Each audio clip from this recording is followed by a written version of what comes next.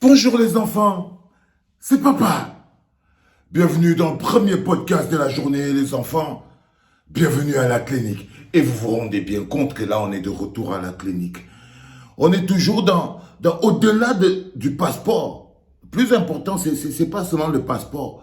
C'est de comprendre que la campagne que nous menons. La campagne pour la citoyenneté. La campagne pour la défense de sa nationalité est l'une des plus grosses campagnes que nous devons mener pour être un peuple. Revendiquer ce qui nous revient de droit, sans jamais faire de compromis. Exiger de l'État ce que l'État nous doit de droit. Et la carte d'identité, le passeport, l'acte de naissance, l'État nous le doit de droit.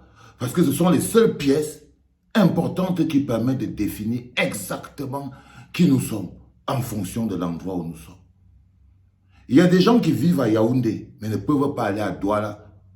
Ils sont piégés à Yaoundé, mais ils ne peuvent pas aller à Douala parce qu'ils n'ont pas la carte d'identité. Il y a des gens qui ne peuvent pas faire la carte d'identité parce qu'ils n'ont pas l'acte de naissance. Ces gens-là sont tous des apatrides à l'intérieur de leur pays. Mais vu qu'on ne s'est jamais considéré comme un peuple, on n'a jamais donc considéré notre pays comme une patrie. Et nous ne nous sommes jamais considérés comme des citoyens. Nous nous considérons comme des populations. Du coup, on a pu vivre comme des apatrides sans que ça ne dérange personne. Du moins, sans que personne ne s'en rende compte. Sans que personne n'en rende compte. On devrait commencer chaque podcast en disant « Bonjour les apatrides, c'est papa. » Parce que vous êtes nombreux. C'est la preuve de la faillite de notre État. La faillite a donné à chaque Camerounais une identité, une citoyenneté et une appartenance fixe, dont il peut être fier. Dont il peut être fier. Une fois que j'ai dit ça, je vais vous raconter l'histoire du passeport. On va commencer par la fin. La réaction de l'ambassadeur du Cameroun en Italie. C'est-à-dire le bonhomme, il attend mon passeport. Il a envoyé tous les éléments à Yaoundé. Il est cool, hein, parce que je suis arrivé, tout le monde était content. Oh papa, c'est comment et tout, je pose toutes les pièces, ils sont contents. Donc quand ils envoient mon dossier à Yaoundé, ils n'ont pas l'impression qu'il peut avoir un problème. Ils n'ont aucun... Ils sont contents, non? Ils n'ont pas l'impression qu'il peut avoir un problème. Quelques jours après, tous les passeports viennent. Il n'y a pas le passeport du général. Ils sont un peu embrouillés. J'imagine qu'ils commencent à se pisser dessus, ils se disent, waouh, si le gars s'il débarque ici pour venir chercher le passeport, si ce n'est pas là, on va faire comment? Il tourne, il tourne, il tourne. 1 semaine, 2 semaines, 3 semaines, 4 semaines. Il dit, mais l'histoire qu'on disait que ça se fait en 48 heures, il y a 4 semaines. 5 semaines, 8 semaines, je prends le téléphone, j'appelle à l'ambassade.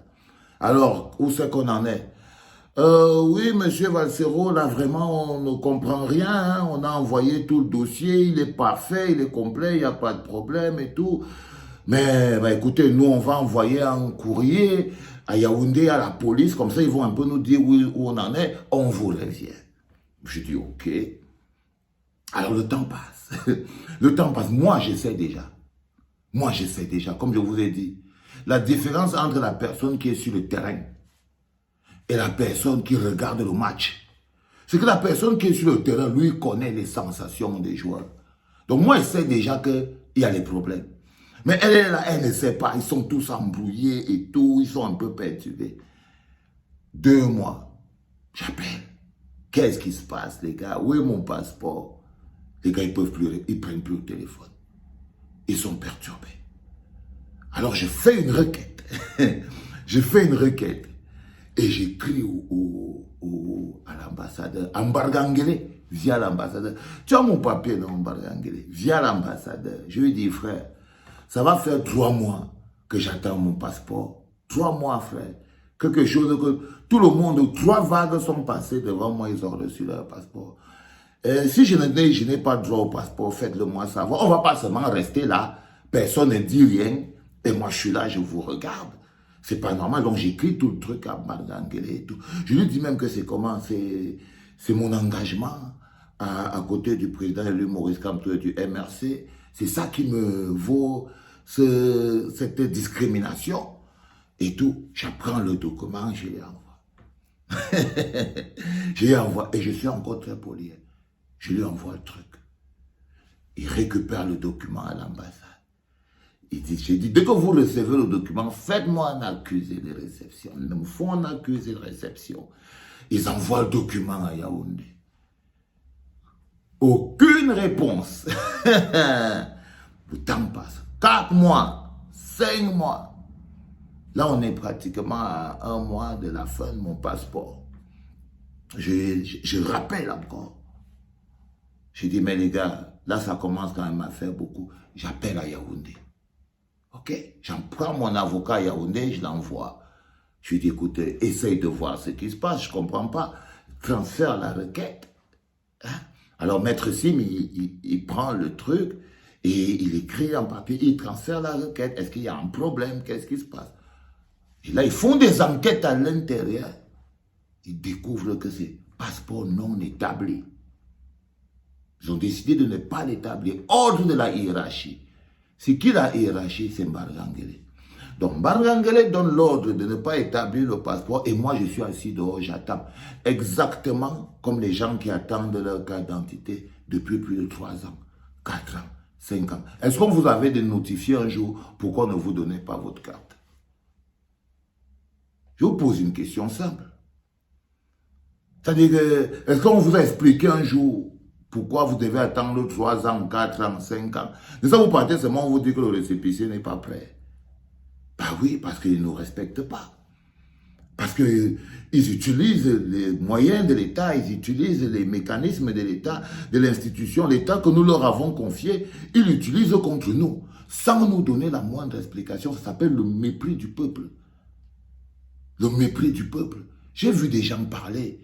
Oh, Valsero, il n'a pas fait ceci. Oh, est-ce que vous êtes sûr qu'il avait fait cela? Oh, est-ce que... Vous imaginez un seul instant que si moi j'avais déposé un dossier à qui manquait la moindre pièce, il n'aurait pas déjà écrit que non, le dossier n'était pas complet. Vous croyez vraiment l'ambassadeur, il laisserait alors que mon dossier n'était pas clair, sans dire que non, c'est pas clair? Non, c'est pour ça que je ne réponds pas. Pas parce que je ne respecte pas. Mais je ne réponds pas parce que, voilà, je trouve personnellement qu'ils ne sont pas sincères dans leurs questions. Ils ne sont pas sincères, surtout que ce n'est pas à moi qu'il faut poser la question. Il faut plutôt poser la question au bonhomme qui refuse. Pourquoi il refuse? C'est où le problème? Vous voyez ce que je veux dire? Mais le problème, il est simple. Alors, je prends un avocat.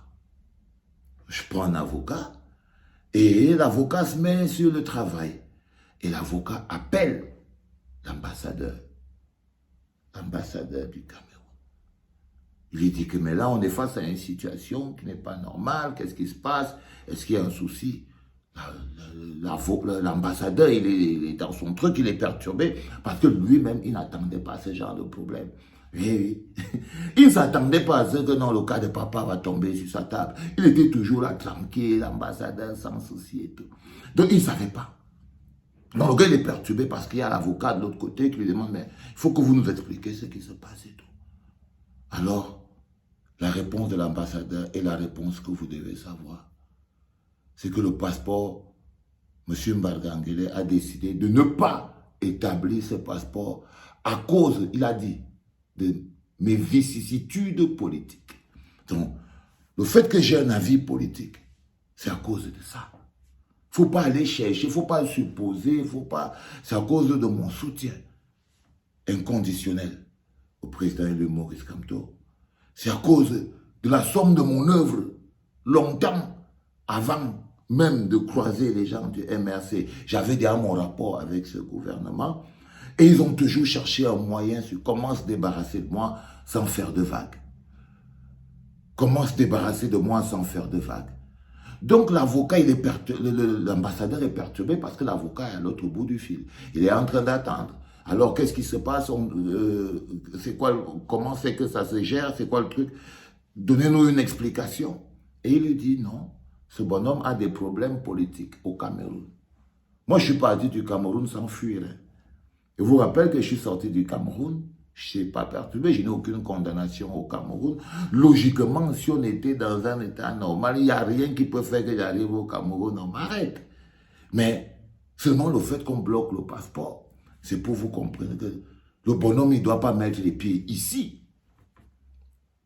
Donc, l'ambassadeur dit à mon avocat que la seule chose qu'il nous conseille, vraiment, c'est de demander l'asile politique.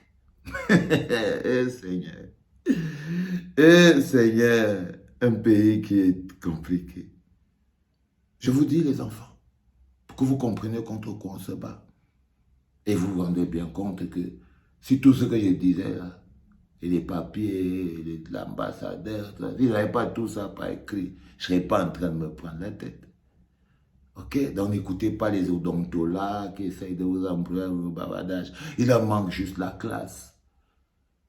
L'ambassadeur fait comprendre à mon avocat que la seule solution, ça dit que j'ai un dossier qui n'a aucun problème, c'est de pousser un enfant du Cameroun à demander l'asile politique. Ce truc moche, ce truc qui rapétit la grandeur, ce truc qui tue le charisme, mais après lequel toutes les petites personnes courent et ils se disent, bon voilà, c'est peut-être mieux, comme ça, pour valser au mieux, on se débarrasse de lui.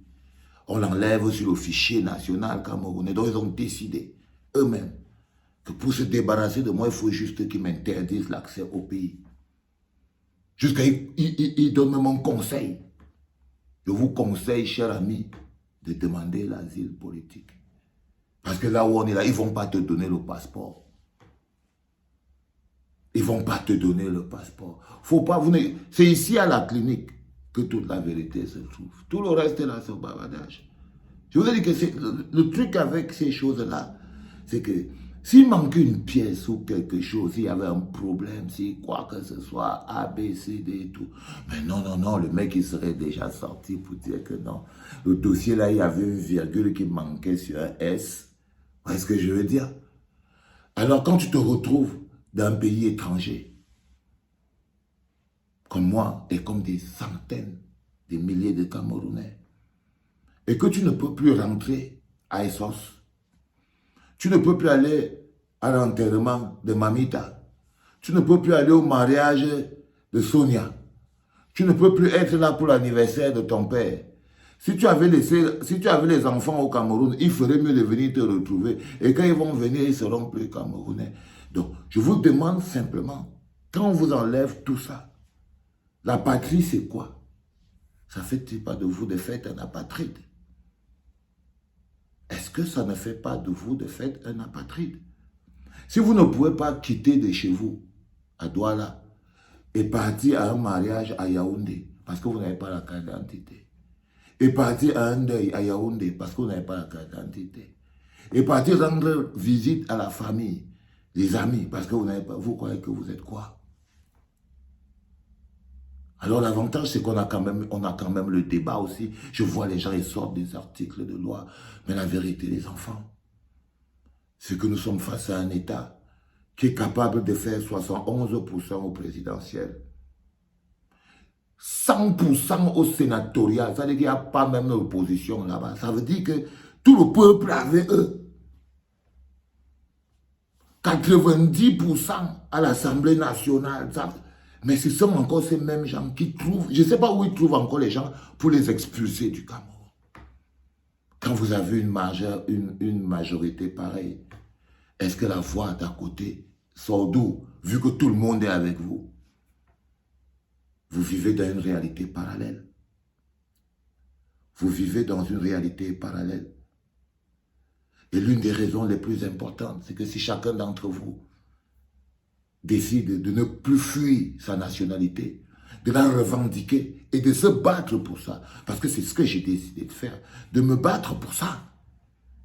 C'est très facile d'aller demander une nationalité. Tu vois, c'est quand même drôle que vous voyez un gars comme moi. Non, non, non, c'est très facile de se lever, d'aller faire le rang pour demander l'asile politique. Ça, c'est la chose la plus facile. Mais moi, je suis papa, je fais pas dans le facile. Je ne fais pas dans le facile. Ok? Donc, j'ai décidé de vous apprendre à vous battre pour ce qui vous revient de droit. La victoire, ce n'est pas forcément ce que vous attendez, mais la victoire, c'est de ne pas vous être couché. Et c'est le plus important. L'ambassadeur dit que je n'aurai pas le passeport. Lui, il ne comprend pas, donc il croit que c'est une décision politique. Il a dit que c'est une décision politique. Donc je n'aurai pas. Après l'ambassadeur.